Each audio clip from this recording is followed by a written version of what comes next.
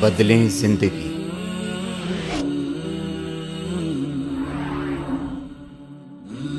زیتون T V.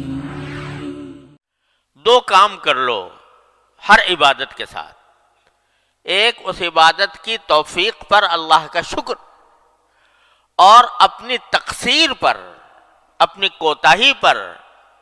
استغفار۔ اگر یہ کام کرتے رہو گے تو انشاءاللہ رفتہ رفتہ راستہ طے ہوتا جائے گا، اور ایک وقت آ جائے گا، ضرور آ جائے گا انشاءاللہ، کہ تم احسان کے مرتبے تک پہنچ جاؤ گے۔ ہوتا کیا ہے کہ غفلت کے ساتھ پڑھی، غفلت کے ساتھ اٹھ کے چلے گئے۔ ارے بھائی، نماز کے بعد ذرا سا ایک اس نماز کے اوپر نگاہ بازگشت ڈال لو، یعنی اس کا ذرا تصور کرو کہ میں نے یہ 4 رکعتیں پڑھی تو کس طرح پڑھی، اور اس کے اوپر نگاہ بازگشت ڈالتے ہوئے پہلے اللہ جل جلالہ کا شکر ادا کر لو، اور شکر ادا کر لو کہ اللہ آپ نے جس طرح بھی توفیق دی، آنے کی توفیق دے دی، اپنی بارگاہ میں حاضری کی توفیق دے دی، اے اللہ میں اس پر شکر ادا کرتا ہوں، اور اے اللہ میں آنے کے بعد آپ کے دربار کا جو حق تھا وہ تو کہاں ادا ہوتا، جو کم سے کم مطالبہ ہونا چاہیے تھا وہ بھی مجھ سے پورا نہ ہو سکا۔ دیکھو، خشوع کا اعلیٰ مقام تو وہ ہے جو حدیث میں فرمایا گیا کہ ان تعبد اللہ کأنک تراہ، اللہ تبارک و تعالیٰ کی عبادت اس طرح کرو جیسے کہ اللہ کو دیکھ رہے ہو، اور اگر نہیں دیکھ رہے تو کم از کم وہ یہ خیال کر لو کہ وہ تمہیں دیکھ رہا ہے۔ اعلیٰ مقام تو یہ ہے کہ پوری نماز میں اول سے لے کر آخر تک بندہ اللہ تبارک و تعالیٰ کی طرف متوجہ رہے، اور یہ سمجھے کہ میں اللہ کو دیکھ رہا ہوں یا اللہ مجھے دیکھ رہا ہے۔ لیکن ادنا درجہ کیا ہے؟ ادنا درجہ یہ ہے کہ کم از کم جو الفاظ تم زبان سے نکال رہے ہو، دھیان ان الفاظ کی طرف ہو۔ جب الحمدللہ کہا، الحمدللہ رب العالمین کہا، تو دھیان ان الفاظ کی طرف ہو، میں نے یعنی پتا ہو کہ میں الحمدللہ رب العالمین کہہ رہا ہوں، الرحمن الرحیم کہہ رہا ہوں۔ اور اس میں حدیث میں آتا ہے کہ نبی کریم صلی اللہ علیہ وسلم نے فرمایا کہ جب بندہ الحمدللہ رب العالمین کہتا ہے تو اللہ تبارک و تعالی جواب دیتے ہیں، حمیدنی عبدی، میرے بندے نے میری تعریف کی۔ جب الرحمن الرحیم کہتا ہے تو اللہ تعالیٰ جواب دیتے ہیں کہ اثنا علی عبدی، میرے بندے نے میری ثنا کی۔ جب مالک یوم الدین کہتا ہے تو کیا فرماتے ہیں؟ مجدنی عبدی، میرے بندے نے میری بزرگی بیان کی۔ اور جب کہتا ہے ایاک نعبد و ایاک نستعین، تو باری تعالیٰ فرماتے ہیں کہ یہ جو وہ کہہ رہا ہے بندہ، یہ میرے اور بندے کے درمیان ہے یہ معاملہ، وہ میری عبادت کرتا ہے، میں اس کی مدد کرتا ہوں۔ ایاک نعبد و ایاک نستعین۔ تو آدمی کم از کم اتنا جو ادنا خشوع کا درجہ ہے وہ کیا ہے کہ جو الفاظ زبان سے نکال رہا ہے انسان، ان الفاظ کی طرف دھیان ہو، میں نکال رہا ہوں، یہ نہ ہو کہ بس مشین چل پڑی اور آخر میں جا کے بس سلام پھیر دیا، بلکہ دھیان ان کی طرف ہو، الفاظ کی طرف ہو، یہ ادنا درجہ ہے۔ اور جہاں ذہن بھٹک جائے، خیالات آنے لگیں، پھر دوبارہ انہی الفاظ کی طرف آ جائے، یہ ادنا درجہ ہے خشوع کا۔ اس کی کوشش تو بندے کو ہمیشہ کرتے ہی رہنا چاہیے، ساری زندگی کرتا رہے۔ تو یہ کوشش ادنا درجہ کا خشوع ہے، یہ بھی حاصل نہیں ہوتا۔ تو اللہ آپ نے تو کرم فرمایا تھا کہ ہمیں توفیق دی تھی کہ آپ کے دربار میں حاضر ہوئے، لیکن ہم نے اپنی طرف سے جو ہمارے کرنے کا کام تھا وہ ہم سے نہ ہو سکا، تو اللہ ہم اس پر استغفار کرتے ہیں۔ اسی لیے سنت ہے نبی کریم صلی اللہ علیہ وسلم کی کہ نماز ختم ہونے کے بعد فرماتے کہ استغفر اللہ استغفر اللہ استغفر اللہ، 3 بار استغفر اللہ فرماتے تھے۔ ابھی تو نماز پڑھی، نماز کوئی گناہ تو کام نہیں ہے، استغفار تو گناہ کے کام پر کیا جاتا ہے، لیکن رسول کریم صلی اللہ علیہ وسلم نماز کے بعد استغفر اللہ فرماتے تھے۔ کیوں؟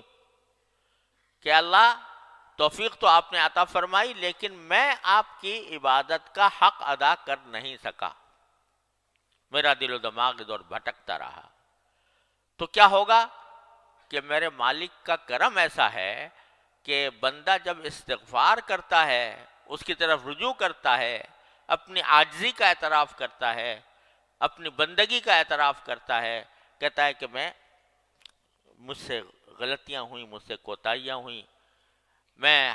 کسی طرح بھی حق ادا نہ کر سکا، ادنا حق بھی ادا نہ کر سکا، تو میرے مالک کا کرم ایسا ہے کہ جو کوتاہیاں ہوئی ہیں ایک طرف تو اس کو معاف فرما دیتا ہے، اس کو معاف فرما دیتا ہے۔ میرا بندہ ہے، کمزور ہے، اور اس کے اندر وہ صلاحیت نہیں ہے جو ہونی چاہیے، تو اس واسطے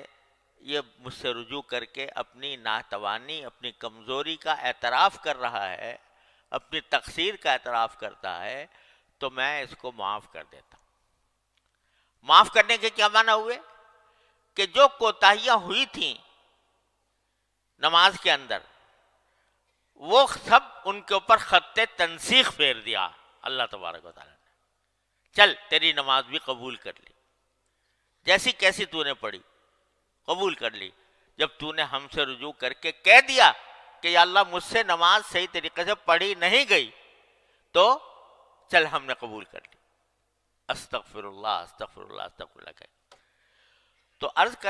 کرنے کا منشا یہ ہے کہ اس مایوسی کو دور کرنے کا راستہ کیا ہے، اور اس سمت میں آگے بڑھنے کا راستہ کیا ہے۔ ایک طرف تو حمد کرے بندہ، شکر ادا کرے، دوسری طرف استغفار کرے۔ شکر اس کی توفیق پر، استغفار اپنی کوتاہی پر۔ تو میرا اللہ تبارک و تعالی شکر کے بارے میں وعدہ کیا ہے کہ لئن شکرتم لأزیدنکم، یہ وعدہ ہے کہ نہیں؟ کس کا وعدہ؟ ان اللہ لا یخلف المیعاد۔ تو جب تم شکر کرو گے تو اور دوں گا، یعنی تم نے اس پر شکر ادا کر لیا کہ میں نے نماز آ کر ادا کی ہے، اے اللہ آپ کی توفیق سے اس پر شکر ادا کر لیا، تو اور توفیق دوں گا، اور توفیق دوں گا۔ اور یہی وجہ ہے کہ جب بندہ نماز مثلاً پڑھنا شروع کیا، پہلے تو نماز سے بھاگتے تھے بچپن میں، جب اللہ تعالیٰ نے پڑھنے کی توفیق دی، پڑھتا رہا، تو کیا ہو گیا؟ اب نماز کے بغیر چین نہیں آتا۔ آتا ہے کسی نمازی کو نماز کا وقت آ جائے اور گزرنے لگے نماز کا وقت، چین آئے گا؟ کسی نمازی کو چین نہیں آئے گا۔ رسول کریم سرور دو عالم صلی اللہ علیہ وسلم تشریف لے جا رہے ہیں سفر میں، تو سفر میں تشریف لے جاتے ہوئے راستے میں حضرت بلال رضی اللہ تعالیٰ عنہ سے فرماتے ہیں، جو حضور اقدس صلی اللہ علیہ وسلم کے مؤذن تھے، کیا فرماتے ہیں؟ ارحنا بالصلاۃ یا بلال، اے بلال ہمیں چین عطا کر دے، چین دے دے، راحت دے دے نماز پڑھ کر، یعنی نماز پڑھوا دے تو چین آئے، اس کے بغیر ہم بے چین ہیں، ہمارا کسی کام میں دل نہیں لگ رہا کہ کسی طرح میں نماز پڑھ لوں۔ تو آدمی ایسا ہو جاتا ہے کہ چین نہیں آ رہا۔ یہ کیا ہوا کہ جو توفیق شروع میں ہوئی تھی کہ اس وقت زبردستی بغیر دل نہیں چاہ رہا، دل گھبرا رہا ہے، لیکن بندے نے اس کی پرواہ کیے بغیر نماز میں آ کے کھڑا ہو گیا، یہ توفیق جو اللہ تعالیٰ کی طرف سے ہوئی تھی،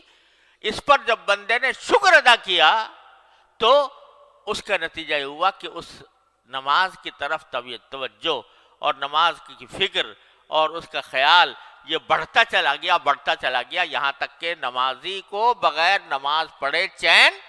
نہیں آتا۔ تو یہ شکر کی خاصیت تو یہ ہے کہ اب شکر کیا تم نے اور تمہیں توفیق دیں گے، اب شکر کیا اور توفیق دیں گے۔ اور استغفار کا خاصہ یہ ہے کہ بندہ کتنے بڑے سے بڑے گناہ لے کر پہنچ جائے اس دربار میں، بڑے سے بڑا گناہ لے کے پہنچ جائے، اور صدق دل سے، نیک نیتی سے، عاجزی سے اور اپنی بیچارگی سے باری تعالیٰ سے کہتے استغفر اللہ ربی من کل ذنب واتوب الیہ، اے اللہ میں معافی مانگتا ہوں، جو کوتاہی ہوئی اب میں معافی مانگتا ہوں۔ تو یہ استغفار ایسی چیز ہے کہ میرا مولا اس کے اوپر معافی کا اس نے وعدہ کر رکھا ہے، وہاں شکر پر وعدہ یہ کر رکھا ہے کہ اور دوں گا، یہاں استغفار پر یہ وعدہ کر رکھا ہے کہ تمہاری غلطیاں معاف کر دوں گا۔ ان اللہ یغفر الذنوب جميعا یا عبادی الذین اسرفوا علی انفسهم لا تقنطوا من رحمت اللہ ان اللہ یغفر الذنوب جميعا۔ تو جو اللہ تبارک و تعالی یہ وعدہ کر رہے ہیں کہ میری رحمت سے مایوس نہ ہونا، یا عبادی الذین اسرفوا علی انفسهم، اے میرے وہ بندو جنہوں نے اپنی جان کے اوپر ظلم کیا ہے، لا تقنطوا من رحمت اللہ، اللہ جل جلالہ کی رحمت سے مایوس نہ ہونا، ان اللہ یغفر الذنوب جميعا، اللہ تعالیٰ سارے گناہوں کو معاف کر دے گا تمہارے، یہ وعدہ کر رکھا۔ اتنا آسان کام اللہ تعالیٰ نے بندے کو عطا فرما دیا ہے۔ جب شیطان ڈسے، جب نفس کے فریب میں انسان مبتلا ہو، کوئی بھی غلطی اسے سرزد ہو، فرماتے ہیں دروازہ میں نے کھولا ہوا ہے، آ جاؤ، آ کے استغفار کر لو، کہہ دو یا اللہ مجھ سے غلطی ہو گئی، صدق دل سے کہہ دو اور سچے دل سے، عاجزی کے ساتھ، بیچارگی کے ساتھ، عبدیت کے ساتھ کہہ دے بندہ کہ اللہ مجھ سے غلطی ہو گئی معاف کروا دی، یا اللہ مجھ سے غلطی ہو گئی معاف فرما دی، کہتے ہیں سب معاف کر دوں گا۔ معاف کرنے کے کیا معنی؟ کہ وہ ساری کوتاہیاں جو تم نے کی ہیں وہ میں نے معاف کر کے تمہارا پرچہ صاف کر دیا، تمہارا صفحہ صاف کر دیا۔ تو جو بندہ نماز کے بعد، یعنی نماز کے بعد ایسے ہی اٹھ کے نہ چلے جاؤ خدا کے لیے، نماز کے بعد تھوڑا سا بیٹھ کر، ایک تو جو تسبیحات مسنونہ ہیں وہ تو ہونی چاہیے، لیکن اس کے ساتھ تھوڑا سا نگاہ بازگشت ڈال لو نماز کے اوپر کہ اللہ میں نے نماز پڑھی، ایک تو میں آپ کا شکر ادا کرتا ہوں، توفیق دے دیا آپ نے، کم از کم ظاہری شکل نماز کی میری کروا دی آپ نے اپنے فضل و کرم سے، وہ بھی میری بس سے باہر تھا، آپ نے اپنے فضل و کرم سے کروا دی۔ دوسرے میں استغفار کرتا ہوں، کہے پر کرتا ہوں جو میں نہ مجھ سے کوتاہیاں ہوئی ہیں اس نماز کے اندر، ان پر استغفار کرتا ہوں۔ یہ کر کے دیکھو ہر نماز کے بعد کتنا وقت لگے گا؟ 1 منٹ 2 منٹ، اور ذرا سا اگر تھوڑا سا اور بڑھا لو کہ اپنی ان 4 رکعتوں کا جائزہ لے کے دیکھو، میں نے تکبیر تحریمہ ٹھیک سے ادا کی تھی، میں نے سورہ فاتحہ ٹھیک سے پڑھی تھی، میں نے رکوع صحیح طریقے سے کیا تھا، میں قیام صحیح طریقے سے کیا تھا، میں نے سجدہ صحیح طریقے سے کیا تھا، اور ساتھ میں یہ کہ میرا دھیان کہاں تھا، میرا دل کہاں تھا، دماغ کہاں تھا، اس کا ذرا سا جائزہ لے لو، تو بہت ساری جگہ پر تمہیں نظر آئے گا کہ یار یہ تو نماز تو پڑھی بے شک، لیکن مجھ سے نہ الفاظ کی طرف دھیان ہو سکا، نہ اللہ تعالیٰ کی طرف دھیان ہو سکا۔ تو جب یہ تصور آئے تو شرمندگی تو ہوگی، ندامت ہوگی، اس ندامت کے لیے کہہ دو استغفر اللہ استغفر اللہ استغفر اللہ، اللہ تبارک و تعالیٰ کے سامنے بارو۔ تو ایک طرف حمد شکر، ایک طرف استغفار، یہ 2 چیزیں مل کر تمہاری اس نماز کو پہلی نماز سے بہتر بنا دیں گی، اور جتنا زیادہ کرو گے، روزانہ کرو گے، ہر نماز کے بعد کرو گے، تو انشاءاللہ دیکھنا کہ اللہ تبارک و تعالیٰ کی طرف سے رحمت کا معاملہ ہوگا، اور پھر آئندہ تمہارے نماز کے اندر جو خشوع ہے اس کی مقدار بھی انشاءاللہ بڑھتی چلی جائے گی، بڑھتی چلی جائے گی۔